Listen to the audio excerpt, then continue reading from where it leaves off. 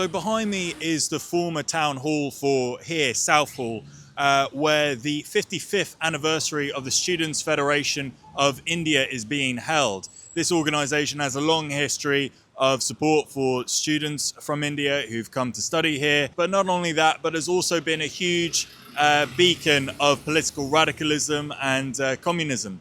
The organisation is affiliated to the Communist Party of India, Marxist, but it's not simply a front for the Communist Party of India. I've seen firsthand that this organisation does very solid work for students from India. So they've been very kind enough to invite us to their event, to do a feature on it, to talk to the leading figures about the organisation, what it does for people, hopefully spread awareness for students in India to join up, get help, get support, but also to push the struggle forward for political change in Britain and in India alike. İnkılap zindabad. İnkılap zindabad. Independent democracy socialism zindabad.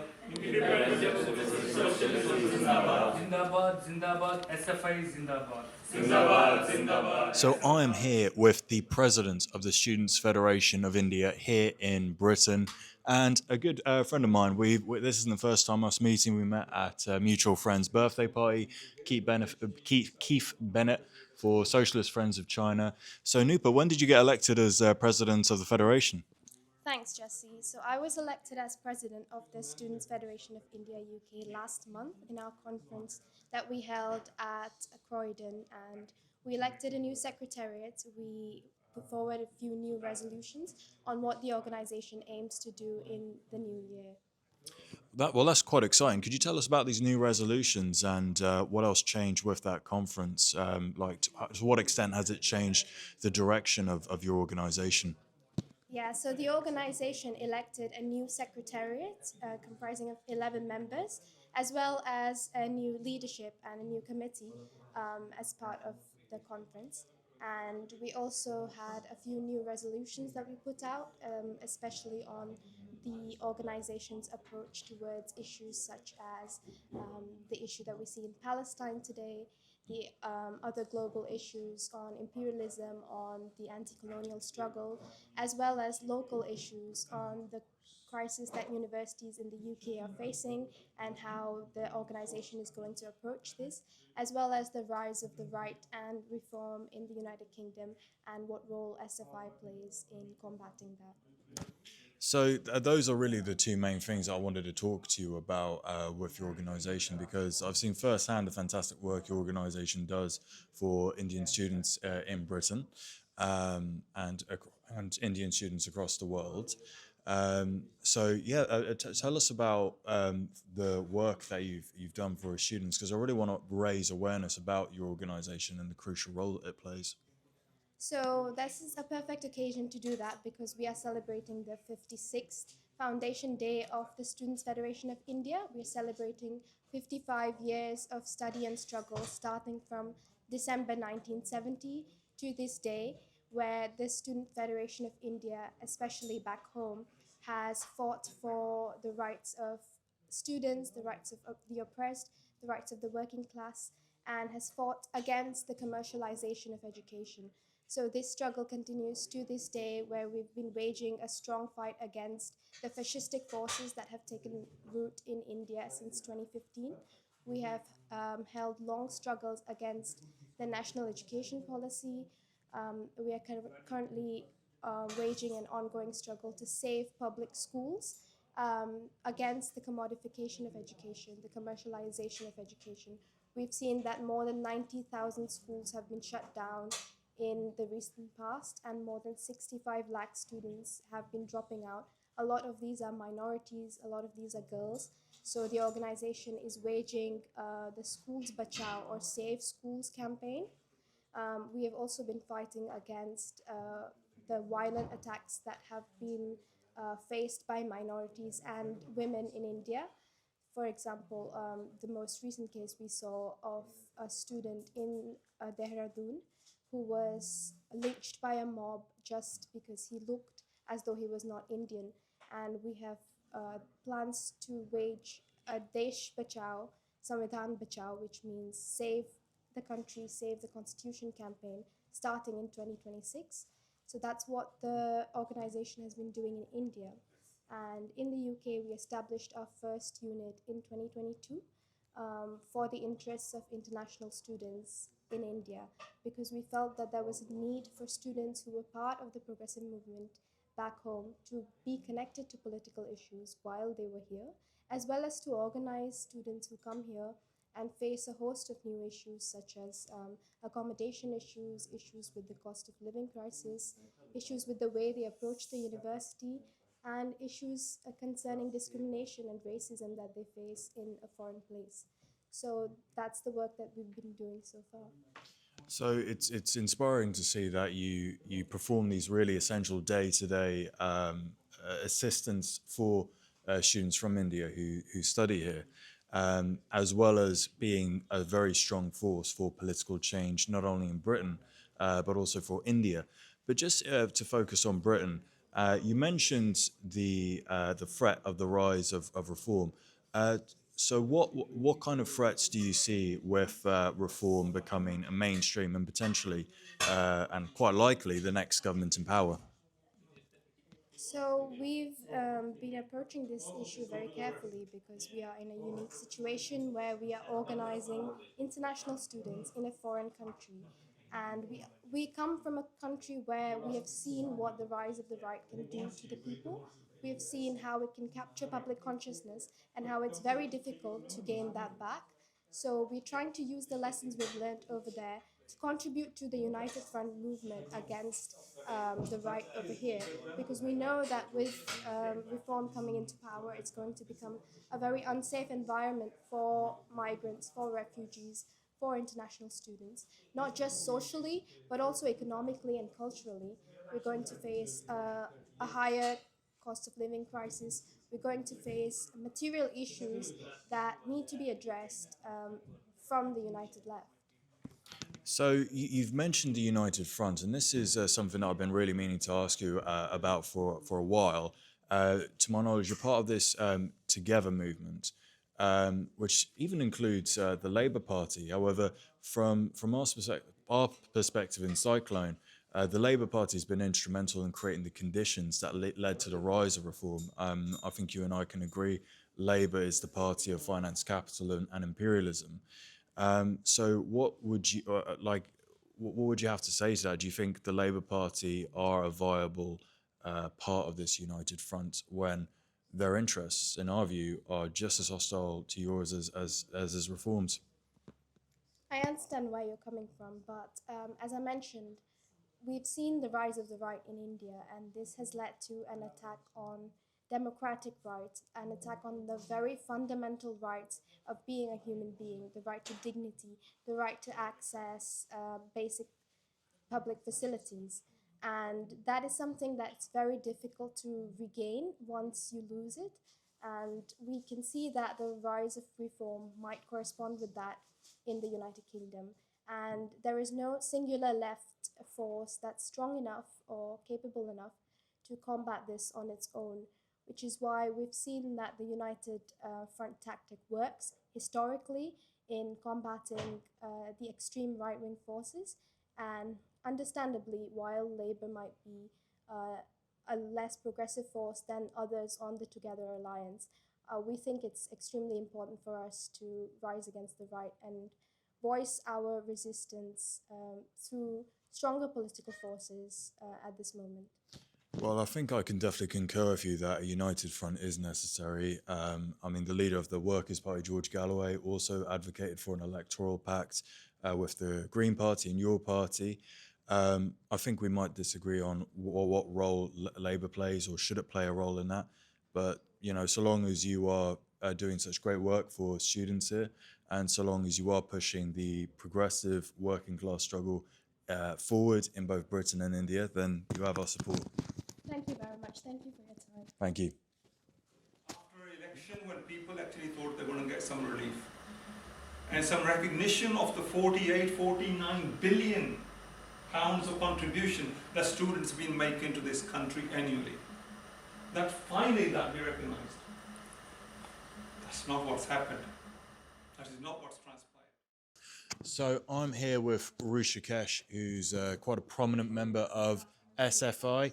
I understand that the president Nupur spoke very highly of you on your on the going farewell speech. So how involved were you in the or are you in the SFI? Thank you, comrade. My name is Rishikesh. I moved to this country last year. I came here to do my master's, and as I've said, I saw this fundamental gap in progressive politics when it comes to the Indian diaspora, especially the student community. And I was looking for an organization who will sort of help progressive students to share their ideas, to create that space. And SFI, I found that answer, and I joined SFI in I think around March this year.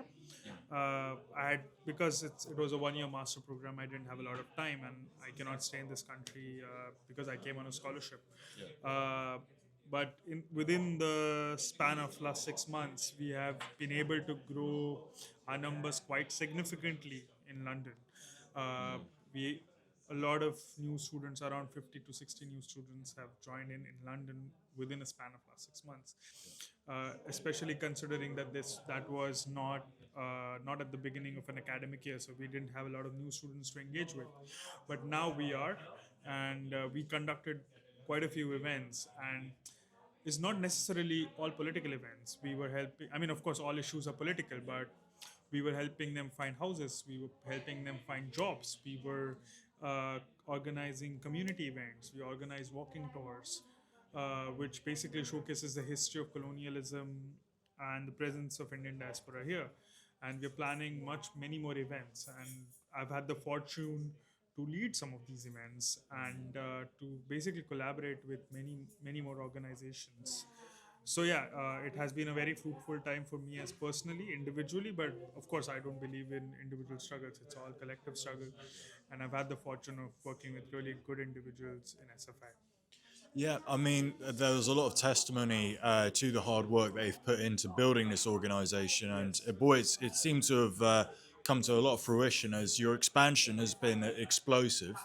It's a testament to the hard work that you guys are doing in terms of mutual aid for students, advancing the progressive struggle here in Britain and in India. There seems to also be a very strong educational side to all your work. You mentioned that you're doing the walking tours, showcasing Britain's history of colonialism. I suppose also Britain's very real radical history of working class movements in this country. So I think, and the chair of, or one of the chairs of the Indian Workers Association made a very clear case for the need for this education to be brought across the population as a whole. So, what kind of interaction does the SFI have with other student groups in Britain? Uh, as you've seen right now, we don't only collaborate with left wing organizations. We also collaborate with other Indian progressive organizations. But our only criteria is that we only collaborate with progressive organizations. We do not collaborate with right wing organizations, and we actually for the first time in London this year we helped organize an anti-caste film festival. As you know, India is grappled with caste system, and caste is a really big issue.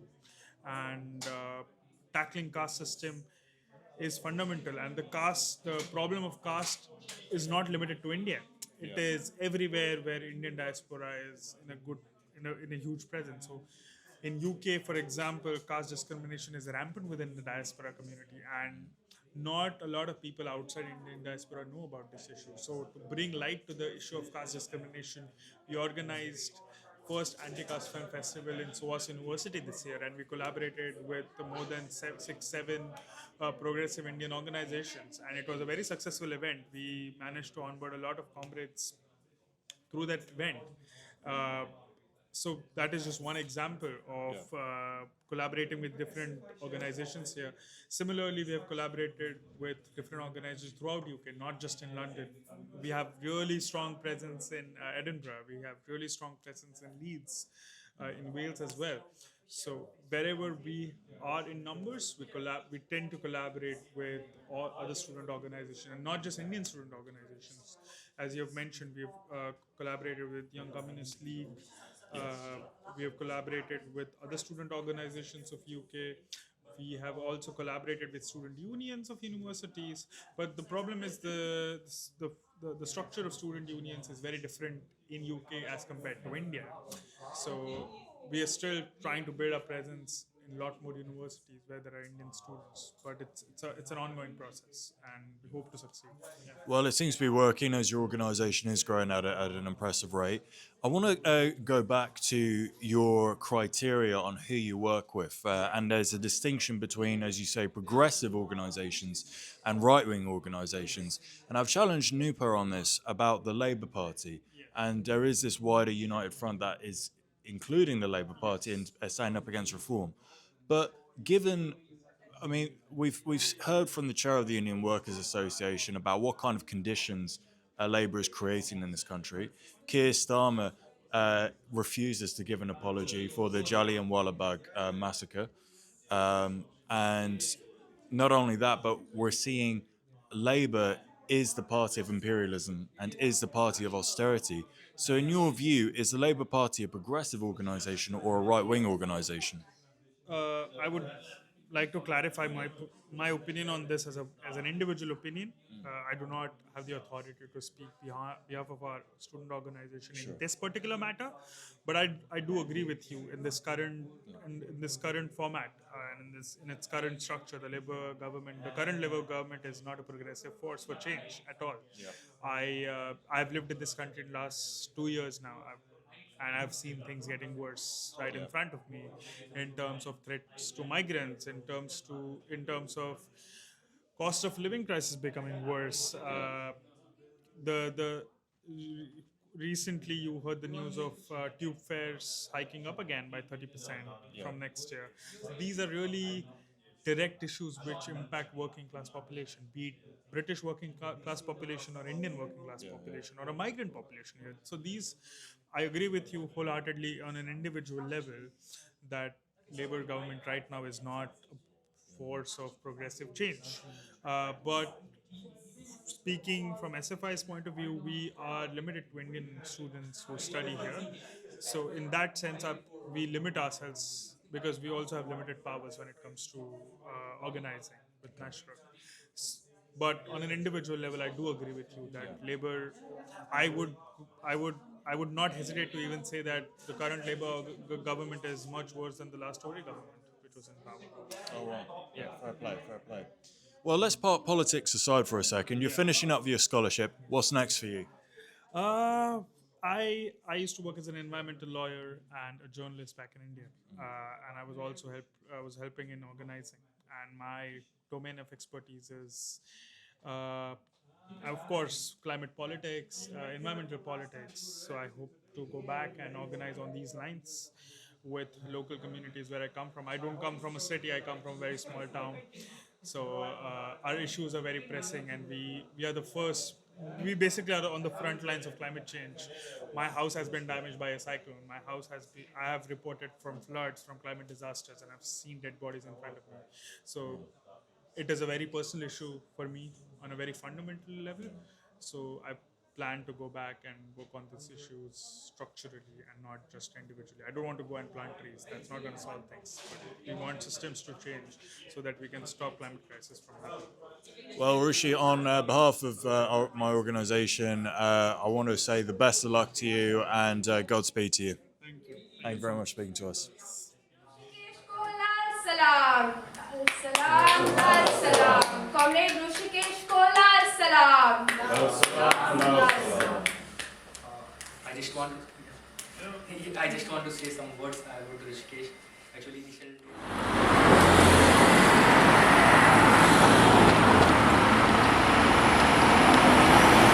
Excellent. So that concludes our time here at the SFI conference on its 55th anniversary of organising students here and across the world for progressive change On behalf of the Cyclone, I'd encourage all Indian students who are studying here to join SFI, support their work in any way possible. And I also would strongly urge all student organisations to reach out to SFI and work out ways of collaboration, as we need the working class organised and we also need students organised in this country to achieve that change. I'm glad I also got to ask frank questions about this united front with the Labour Party going up against reform. We've made it very clear, Labour is not a progressive force, it's not a progressive force for change, it is a party of reaction, it's a party of the finance class and imperialism. And I found it very refreshing to see that this opinion is held by many members on a grassroots level, and we want to push for that change in policy. There is no point fighting reform when we're only going to be backing the very people who've set the conditions that lead to the rise of reform. We need to attack this issue at its heart.